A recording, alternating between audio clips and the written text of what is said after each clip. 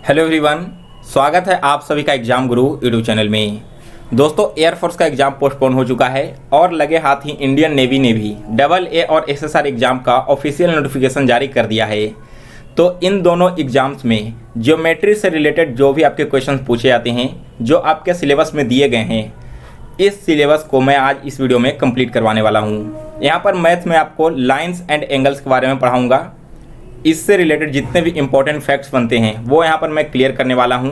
साथ ही मैं दोस्तों आपको इन टॉपिक से रिलेटेड इंपॉर्टेंट क्वेश्चंस भी सॉल्व कराऊंगा जो पिछले सालों में एयरफोर्स या फिर और कई सारे कॉम्पिटिटिव एग्जाम में पूछे गए हैं। तो आप आज का वीडियो लास्ट तक देखिए। इस वीडियो को देखने के बाद ज्योमेट्री का जो टॉपिक है लाइन्स एंड एंगल्स, इस टॉपिक में आपको कहीं भी किसी भी एग्जाम में कोई प्रॉब्लम नहीं होगी। और दोस्तों, अगर आप आज के लेक्चर का PDF डाउनलोड करना चाहते हो तो PDF आपको मेरे टेलीग्राम चैनल पर मिलेगा। टेलीग्राम चैनल का लिंक मैंने इस वीडियो के डिस्क्रिप्शन बॉक्स में दे दिया है। आप वीडियो देखने के बाद वहां से ज्वाइन करके इसे डाउनलोड कर लेना। और दोस्तों, वीडियो स्टार्ट करने से पहले अगर आप एक डिफेंस एस्पिरेंट हो तो आप अनअकैडमी का प्लस फीचर ज्वाइन कर सकती हो। यहाँ पर दोस्तों एक नया बैच लॉन्च किया गया है। इस बैच का नाम है लक्ष्य NDA 2, जो कि एक कंप्लीट कोर्स है 2021 के NDA एग्जाम के लिए। यहाँ पर आपको इंडिया का टॉप एडुकेटर से आपकी तैयारी करवाई जाती है। यह बैच आपका 21 अप्रैल 2021 को स्टार्ट हो चुका है। एक और दूसरा बैच है, इस बैच का नाम है लक्ष्य वेलगांव, जो कि एयरफोर्स X और Y ग्रुप का एक कंप्लीट बैच कोर्स है 2021 एग्जाम के लिए। इसमें भी जितने भी टॉप एडुकेटर्स हैं इंडिया के, उनसे आपकी तैयारी करवाई जाएगी। और यह बैच आपका 15 अप्रैल को स्टार्ट हो चुका है। अगर आप इनमें से किसी भी बैच को ज्वाइन करना चाहते हो तो ज्वाइन करने का लिंक मैंने वीडियो के डिस्क्रिप्शन बॉक्स में दे रखा है। जैसे ही आप उस लिंक पर क्लिक करोगे तो आप आ जाओगे इस पेज पर। अब आपको यहाँ पर गेट सब्सक्रिप्शन पर क्लिक कर देना है। इसके बाद एक नया टैब आपके सामने ओपन होगा जिसमें अलग अलग मंथ्स के लिए यहाँ पर प्लान्स बताए गए हैं। तो आप अपने हिसाब से कोई भी प्लान एक यहाँ से सेलेक्ट कर लेना। और नीचे दिए गए रेफरल कोड में अगर आप मेरा कोड यूज करते हो एग्जाम गुरु 10, तो यहाँ पर आपको 10% की छूट मिल जाएगी। तो जो भी कोर्स आपको पसंद आए, जो आपकी ज़रूरत के हिसाब से हो, वो आप यहाँ से परचेज कर लेना। चलिए दोस्तों, आज का लेक्चर शुरू करते हैं। तो देखेंगे यहाँ पर, एक सेकंड रुक जाओ।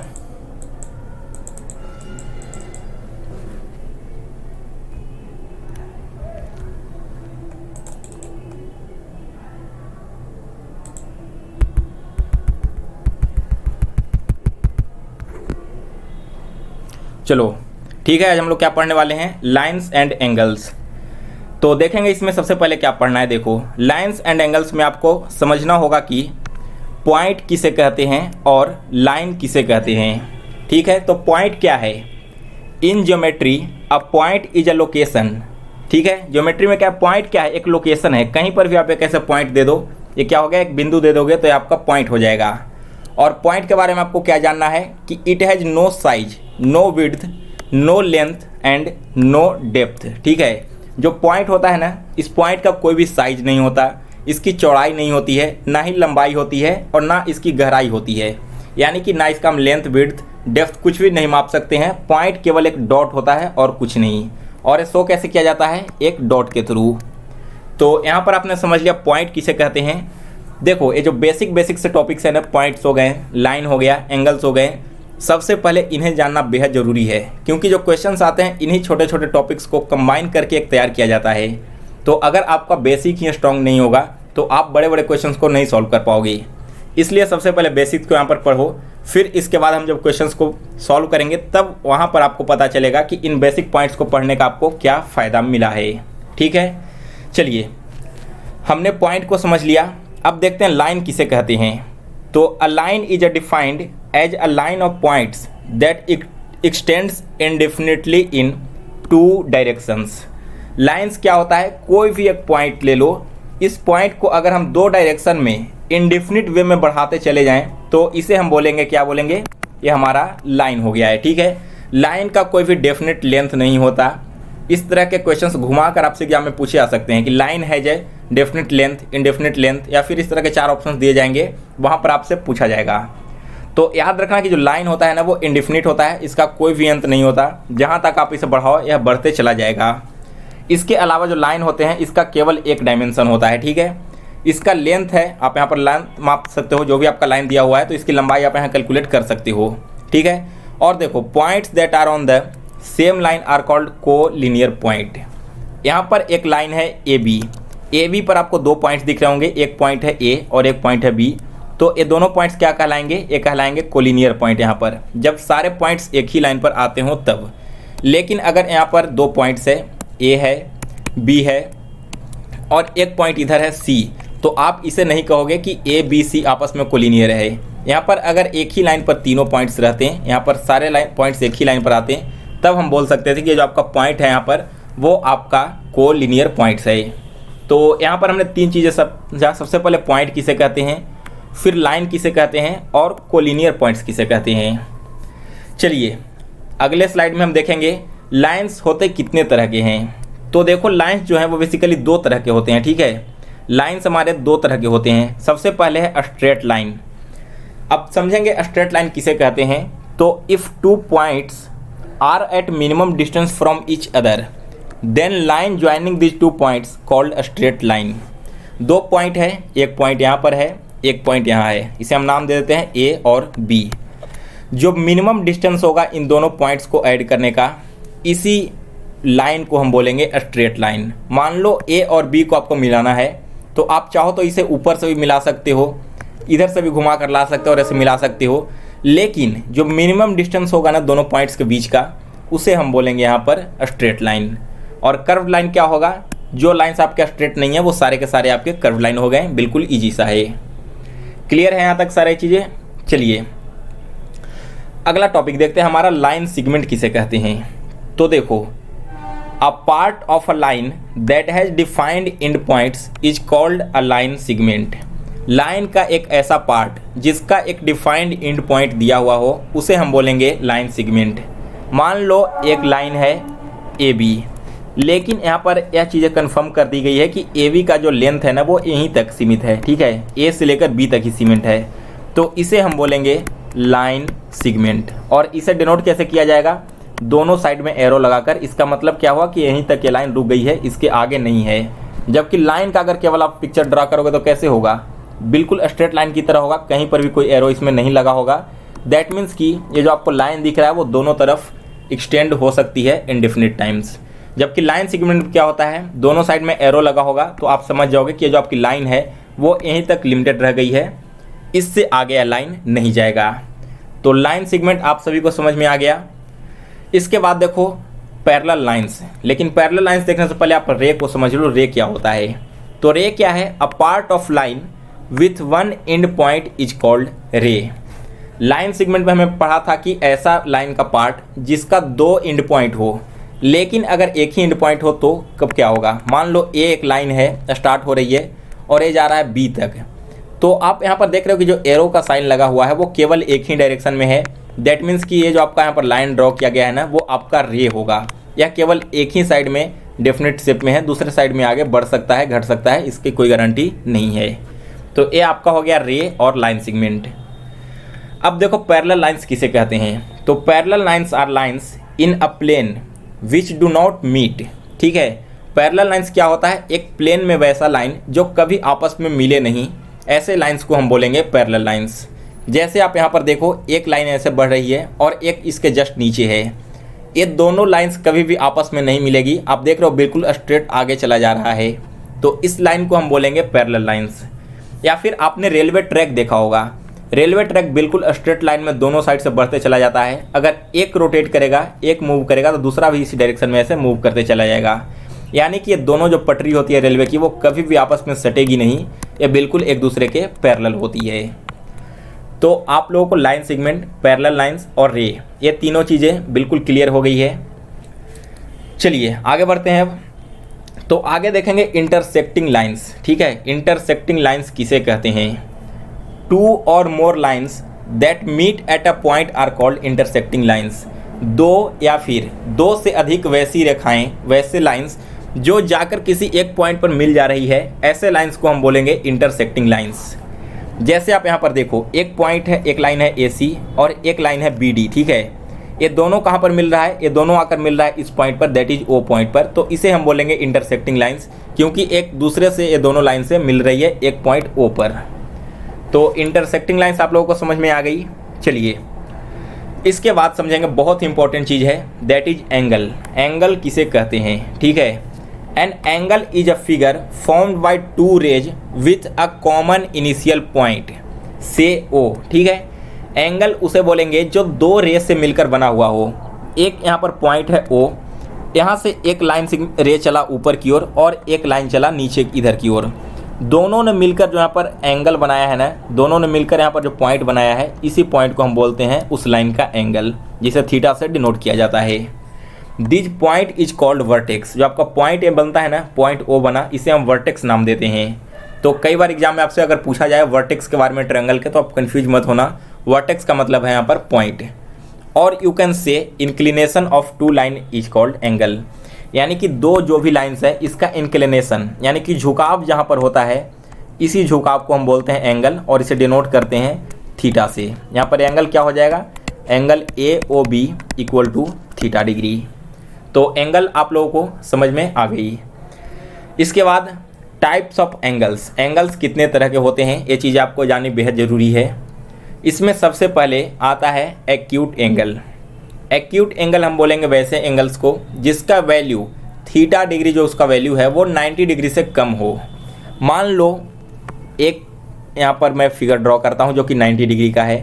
तो अब इस 90 डिग्री से कम होने वाले जितने भी एंगल्स होंगे ना, मान लो यहाँ पर यह बन रहा है 30 डिग्री का कोण, या यह बन रहा है 60 डिग्री का कोण, तो जितने भी ऐसे कोण जो 90 डिग्री से कम बनते हैं उस एंगल को हम बोलेंगे एक्यूट एंगल। ये चीज़ें आपकी समझ में आ गई। जैसे देखो यहाँ पर 60 डिग्री का कोण बना रहा है ना, दैट मीन्स कि यहाँ पर जो 60 डिग्री है वो आपका एक्यूट एंगल माना जाएगा। इसके बाद दूसरा है राइट एंगल। तो राइट एंगल आप सभी को मालूम होगा भी, जो एंगल 90 डिग्री का होता है उसे हम नाम देते हैं राइट एंगल, ठीक है। यहाँ पर आप देख रहे हो कि ए ओ बी जो एंगल बन रहा है वो आपका 90 डिग्री का बन रहा है, दैट मीन्स कि एंगल ओ बी जो है आपका वो राइट एंगल है। तीसरे नंबर पर देखेंगे तो है ऑब्ट्यूज एंगल। ऑब्ट्यूज एंगल वैसे एंगल को बोला जाता है जिसका वैल्यू 90 डिग्री से ज़्यादा हो लेकिन 180 डिग्री से कम हो। जैसे देखो एक लाइन है यहाँ पर ड्रॉ किया हुआ ए बी, ठीक है। अब यहाँ पर एक एंगल ऐसे बन रहा है, ठीक है। यहाँ पर एंगल बन रहा है ये आपका बन जा रहा है मान लो 120 डिग्री का।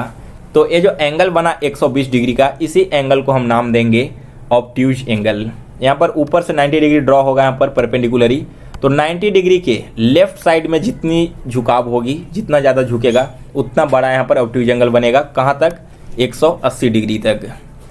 चलिए इसके बाद क्या है, रिफ्लेक्स एंगल। रिफ्लेक्स एंगल किसे बोलेंगे, तो जो एंगल आपका 180 डिग्री से ज़्यादा हो लेकिन 360 डिग्री से कम हो, तो वैसे एंगल को हम बोलेंगे रिफ्लेक्स एंगल।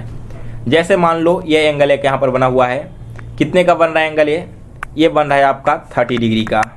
तो इसके एक्सटीरियर में जो एंगल बनेगा वो आपका कितने का बनेगा, यहाँ पर बन जाएगा 330 डिग्री का। क्योंकि आपको पता है कि एक जो कंप्लीट एंगल बनता है ऊपर से लेकर नीचे तक, ये पूरा होता है 360 डिग्री का। 360 में से 30 डिग्री तो आपका यहीं पर बन गया, तो बचा हुआ जो एंगल है वो आपका क्या हो जाएगा, 330 डिग्री। और आप देख रहे हो कि जो 330 है वो 180 से बड़ा है और 360 से छोटा है, दैट मीन्स कि ये वाला जो एंगल आपका बन रहा है वो आपका रिफ्लेक्स एंगल होगा।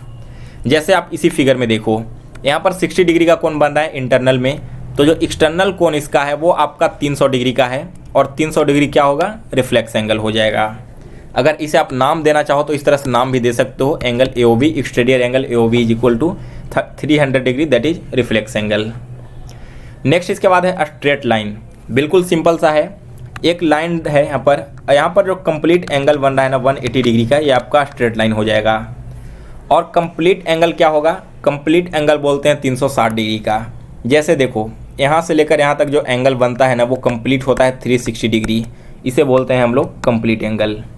तो यहाँ पर 6 तरह के एंगल होते हैं, acute angle, right angle, obtuse, reflex, straight और कंप्लीट एंगल। इन सारे एंगल के बारे में मैंने आपको बता दिया, कब आपका एक्यूट होगा, कब कंप्लीट होगा। चलिए अब आगे बढ़ेंगे। तो अगला हमारा जो है आपका टॉपिक वो है आपका कॉम्प्लीमेंट्री एंगल। अब जो टॉपिक आ रहा है दोस्तों, यहाँ से डायरेक्ट आपके एग्जाम में क्वेश्चन पूछे जाएंगे, तो आप इसे बड़ा ध्यान से समझना। कॉम्प्लीमेंट्री एंगल क्या होते हैं, और इस तरह के क्वेश्चंस एयरफोर्स ऑलरेडी पूछ भी चुका है, इसलिए मैं आपको यहाँ पर ज़्यादा ध्यान देने के लिए बोल रहा हूँ। देखो, अगर किसी एंगल का मान 90 डिग्री हो जाता है तो हम बोलेंगे कि वो आपका एंगल जो है वो 90 डिग्री है, कॉम्प्लीमेंट्री एंगल है। जैसे देखो, एक स्ट्रेट लाइन यहाँ पर ड्रॉ किया गया है, ठीक है, इसे मैं ड्रॉ करके फिर से समझा देता हूँ। स्ट्रेट लाइन है जिसमें एक एंगल आपका अल्फा है और दूसरा एंगल बीटा है। अब यहाँ पर अगर अल्फा प्लस बीटा का वैल्यू 90 डिग्री हो जाता है, दैट मीन्स कि हमारा कॉम्प्लीमेंट्री एंगल है। दो एंगल का सम या फिर जो एंगल दिया हुआ है वो अगर अपने आप में 90 डिग्री है, दैट मीन्स कि वो एंगल हमारा कॉम्प्लीमेंट्री एंगल हो जाएगा। अब देखो, कॉम्प्लीमेंट्री एंगल से रिलेटेड क्वेश्चंस कैसे पूछते हैं एग्जाम में और कैसे उसे टैकल करना है। तो देखो, कॉम्प्लीमेंट्री एंगल पर बेस्ड सबसे पहला क्वेश्चन है, if complementary angle of an angle is 10 degree more than the thrice of the angle, what is the measurement of the angle.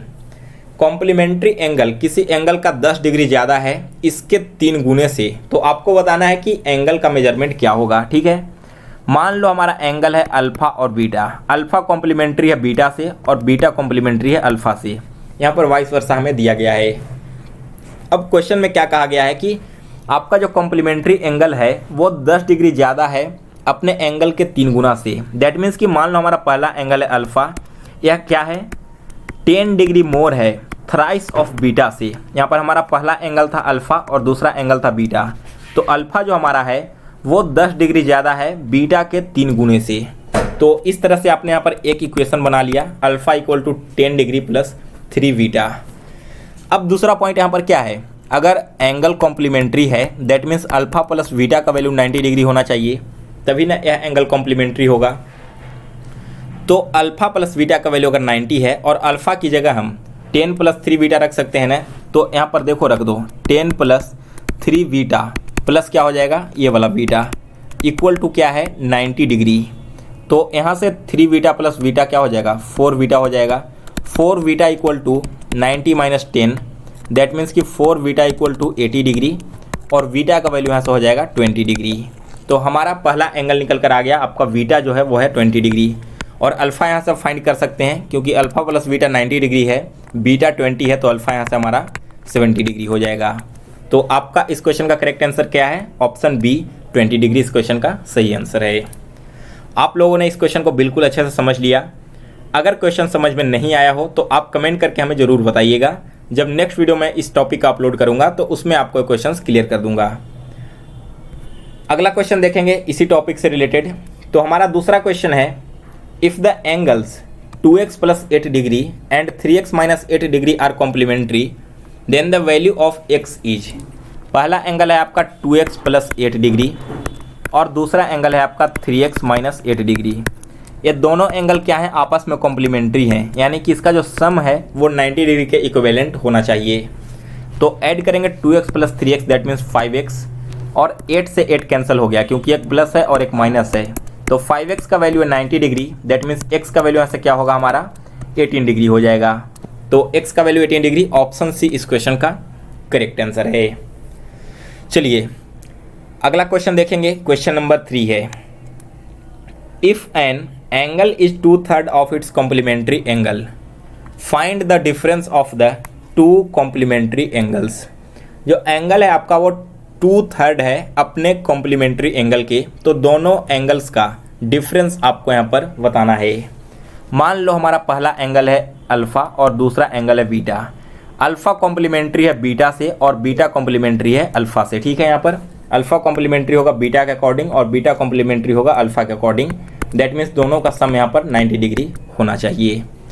अब देखो, if an angle is 2/3 of its complementary, यानी कि पहला जो आपका एंगल है alpha, यह equivalent है 2/3 ऑफ बीटा के। क्वेश्चन में क्लियरली दिया गया कि आपका जो एंगल है वो 2/3 है अपने कॉम्प्लीमेंट्री के, दैट मीन्स कि अल्फ़ा इक्विवेलेंट है 2/3 ऑफ बीटा।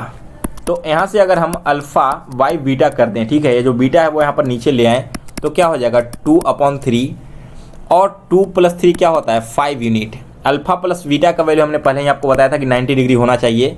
तो अल्फ़ा है 2 यूनिट और बीटा है 3 यूनिट, दोनों को जोड़ेंगे तो हो जाएगा 5 यूनिट। 5 यूनिट का वैल्यू है 90, दैट मीन्स 1 यूनिट का यहाँ से हमें वैल्यू क्या मिल जाएगा, 18 डिग्री मिल जाएगा। तो इस क्वेश्चन का करेक्ट आंसर क्या होगा, इस क्वेश्चन का करेक्ट आंसर है ऑप्शन ए 18 डिग्री। चलिए इसके बाद अगला क्वेश्चन देखेंगे। क्वेश्चन नंबर 4 है, how many degrees are there in an angle which equals to 2/3 of its complement. फिर से बिल्कुल सेम क्वेश्चन है। पहला एंगल आपका अल्फा है तो दूसरा एंगल यहाँ पर 2/3 ऑफ बीटा हो जाएगा। तो यहाँ से फिर से हम अल्फा बाई बीटा करेंगे तो इसका वैल्यू आएगा 2/3, दैट मीन्स 5 यूनिट। और 5 यूनिट का वैल्यू अगर 90 डिग्री है तो 1 यूनिट का वैल्यू 18 डिग्री है। हमसे पूछा गया है कि how many degrees are there in an angle. Angle आपका क्या है, 2 है। तो अगर 1 डिग्री का वैल्यू 18 है तो 2 डिग्री का वैल्यू यहाँ से क्या हो जाएगा, 36 डिग्री। ऑप्शन ए इस क्वेश्चन का करेक्ट आंसर है। सो गाइज यहाँ पर मैंने आपको कॉम्प्लीमेंट्री एंगल से रिलेटेड सारे इंपॉर्टेंट फैक्ट्स बता दिए हैं। इससे रिलेटेड 4 इंपॉर्टेंट क्वेश्चंस भी करवाएं। अब जो हमारा अगला टॉपिक यहाँ पर आ रहा है वो टॉपिक है हमारा सप्लीमेंट्री एंगल। ठीक है, तो सप्लीमेंट्री एंगल्स किसे कहेंगे, जब अल्फा और बीटा का सम 180 के इक्विवेलेंट हो तब हम बोलेंगे यहाँ पर सप्लीमेंट्री एंगल बन रहा है। देखेंगे इसमें क्वेश्चन कैसे पूछा जाता है। पहला क्वेश्चन देखो क्या है, an angle is 26 degree more then it's supplementary angle, what is the measurement of the smaller angle. फिर से बिल्कुल उसी पैटर्न पर आपको यहाँ बनाना है, केवल 90 डिग्री को कन्वर्ट कर देना है 180 में, क्योंकि यहाँ पर सप्लीमेंट्री एंगल्स की बात की जा रही है। तो देखो पहला एंगल आपका अल्फा है, दूसरा एंगल बीटा है। अल्फा जो है वो सप्लीमेंट्री है बीटा का और बीटा सप्लीमेंट्री है अल्फा का। ठीक है, अल्फा प्लस बीटा का वैल्यू कितना होना चाहिए, 180 डिग्री होना चाहिए, क्योंकि आपस में सप्लीमेंट्री है। तो क्वेश्चन में क्या कहा गया कि आपका जो एंगल है वो 26 डिग्री ज़्यादा है इसके सप्लीमेंट से। दैट मीन्स कि हम बोल सकते हैं कि अगर पहला एंगल हमारा अल्फा है तो दूसरा एंगल क्या होगा, बीटा प्लस 26 डिग्री हो जाएगा। तो alpha equal to beta plus 26 degree है। तो हम यहाँ पर अल्फा इक्वल टू क्या लिख सकते हैं, अल्फा इक्वल टू लिख सकते हैं बीटा माइनस 180 डिग्री। तो यहाँ पर देखो 2 अल्फा की जगह पर हम लिख सकते हैं बीटा प्लस 26 डिग्री। ठीक है, इक्वल टू क्या हो जाएगा 180 डिग्री। तो यहाँ से होगा 2 beta equal to 180 minus 26 degree. That means 2 beta का वैल्यू क्या होगा, 180 में से जब आप 26 को माइनस करोगे तो यह होगा 154 डिग्री। और बीटा का वैल्यू क्या हो जाएगा यहाँ पर, सबसे पहले 7 टाइम्स और फिर 7 टाइम्स, यानी कि बीटा का वैल्यू यहाँ से 77 डिग्री निकल कर चला आया। यही आपका करेक्ट आंसर है ऑप्शन बी। और अगर आपसे अल्फा का वैल्यू यहाँ पर पूछा जाए, यानी कि बड़े वाले एंगल का वैल्यू, तो 180 में से 77 को माइनस कर दो, आपका आंसर निकल कर जाएगा 103 डिग्री। चलिए दूसरा क्वेश्चन देखेंगे। दूसरा क्वेश्चन क्या है, 2 angles A and B are supplementary and their values are 2x minus 15 degree and 3x plus 25 degree respectively, find the value of x। 2 angle है ए और बी, दोनों सप्लीमेंट्री है और दोनों का वैल्यू यहाँ पर दे दिया गया है, तो बताना है कि x का वैल्यू क्या है। दैट मीन्स हमें a प्लस b का वैल्यू क्या है, 180 के इक्विवेलेंट करना होगा, क्योंकि आपस में दोनों सप्लीमेंट्री हैं। तो पहला एंगल आपका है 2x माइनस 15 डिग्री, प्लस में करेंगे 3x प्लस 25 डिग्री। तो ये दोनों किसके इक्विवेलेंट हैं, 180 डिग्री के इक्विवेलेंट हैं। 2 प्लस 3 होगा 5x और 15 और 25 यहाँ पर माइनस होगा तो 10 degree equal to 180 degree. That means 5x equal to क्या हो जाएगा 170 डिग्री और x का वैल्यू यहाँ से हो जाएगा 34 डिग्री। आपका करेक्ट आंसर है ऑप्शन नंबर बी। x का वैल्यू हमने निकाल लिया 34 डिग्री। सो गाइज आज के लेक्चर में मैंने आपको लाइंस एंड एंगल्स के बारे में बताया, कितने तरह के एंगल्स होते हैं वो बताया। इसके अलावा कॉम्प्लीमेंट्री एंगल और सप्लीमेंट्री एंगल बता दिया है। अब जो हमारा अगला टॉपिक है वो है आपका linear pair angles. Linear pair angles किसे कहते हैं, तो देखो अगर 2 एंगल का वैल्यू 180 डिग्री के बराबर हो, जैसे आप देख रहे हो एक स्ट्रेट लाइन है, इसमें अल्फा और बीटा का वैल्यू अगर 180 डिग्री हो जा रहा है, दैट मीन्स कि ये हमारा लीनियर पेयर एंगल्स बना रहा है। अब इस टॉपिक से रिलेटेड एक क्वेश्चन देखेंगे यहाँ पर, इन the given figure angle AOC plus angle BOC form a linear pair, determine the value of x। यहाँ पर आप देख रहे हो कि 2 एंगल मिलकर लीनियर पेयर बना रहे हैं, तो इसमें आपको x का वैल्यू निकालना है। दैट मीन्स कि पहला जो आपका एंगल है x प्लस 44 डिग्री और दूसरा आपका एंगल है 2x माइनस 20 डिग्री। इन दोनों का सम 180 के इक्विवेलेंट आना चाहिए। तो 2x और x क्या होगा 3x, और 44 में से जब 20 घटेगा तो यह हो जाएगा 24, यानी कि 3x + 24 = 180 डिग्री। तो यहाँ से 3x क्या हो जाएगा, 3x आपका हो जाएगा 156 डिग्री। तो x का वैल्यू क्या होगा, x का वैल्यू हो जाएगा 52 डिग्री। यहाँ से इस क्वेश्चन का ऑप्शन बी करेक्ट आंसर है। देखिए अब जो अगला टॉपिक है हमारा वो आपका है एडजेसेंट एंगल। एडजेसेंट एंगल किसे कहते हैं? देखो अगर ए बी पैरेलल है सी डी के और अल्फा प्लस बीटा 180 डिग्री है तो इसे हम बोलेंगे आपस में एडजेसेंट एंगल। ए बी है और बी सी डी ये आपस में पैरेलल है यानी कि इंटरसेक्ट नहीं करेंगे, और इसके जो एंगल हैं अल्फा प्लस बीटा इसका वैल्यू अगर 180 डिग्री होता है तो हम बोलेंगे कि यहाँ पर ये एडजेसेंट एंगल है। इसके बाद अगला टॉपिक है वर्टिकली अपोजिट एंगल। तो if two lines cut each other at a point the angle formed at opposite sides are called vertically opposite angles. The measurement of vertically opposite angles is the same. देखो एक line है ऐसे और एक line है ऐसी, दोनों आपस में कट कर रहा है यहाँ पर। तो पहला जो कोण यहाँ पर बन रहा है ना थीटा, ये इक्विवेलेंट होगा इसके जस्ट सामने वाले कोण की यानी थीटा की, और ये जो कोण बनेगा मान लो अल्फा बन रहा है तो ए इक्विवेलेंट होगा इसके सामने वाले कोण अल्फा के, और यह जो इक्वल यहाँ पर हो रहा है इसे हम बोलते हैं वर्टिकली अपोजिट एंगल। अगर ये दोनों एंगल इक्वल था 180 डिग्री दोनों का सम था तो ये एडजेसेंट एंगल हो गया, और जो अपोजिट एंगल अगर इक्विवेलेंट होते हैं तो वो होते हैं वर्टिकली अपोजिट एंगल्स। चलिए देखिए इस पर क्वेश्चंस कुछ करेंगे फिर इस टॉपिक को बिल्कुल अच्छे से क्लियर कर लेंगे। तो पहला क्वेश्चन है आपका, if the lines A B and C D cut each other at O and angle A O D equal to 30 degree then angle B O C क्या होगा। ठीक है, एंगल ए ओ डी यहाँ पर 30 degree है, आपको बताना है कि एंगल बी ओ सी एक्स का वैल्यू क्या होगा। तो मैंने आपको क्या बताया था कि जब दो लाइन आपस में कट कर रहे हों और ये एंगल अगर आपका अल्फ़ा है तो इसके सामने वाला एंगल भी आपका अल्फ़ा ही होगा। तो यह अगर 30 डिग्री है तो इसके सामने वाला एंगल जाहिर सी बात है यहाँ पर 30 डिग्री हो जाएगा। ऑप्शन बी इस क्वेश्चन का करेक्ट आंसर है। देखो इस क्वेश्चन को और कैसे सॉल्व कर सकते थे, एक और तरीका इस क्वेश्चन को सॉल्व करने का। यह आपका 30 डिग्री है ना, ये जो एंगल बन रहा है वो आपका स्ट्रेट एंगल बन रहा है, दैट मीन्स कि इस पूरे एंगल का मान 180 होना चाहिए। यह अगर 30 डिग्री है तो ये वाला आपका 150 डिग्री हो गया। इसके बाद देखो अब अगर इस तरफ से देखा जाए लाइंस को तो फिर से DC आपका स्ट्रेट लाइन है जिसमें से ये एंगल का मान 180 होना चाहिए, तो ये वाला अगर 150 डिग्री है तो बचा हुआ आपका क्या हो जाएगा 30 डिग्री हो जाएगा।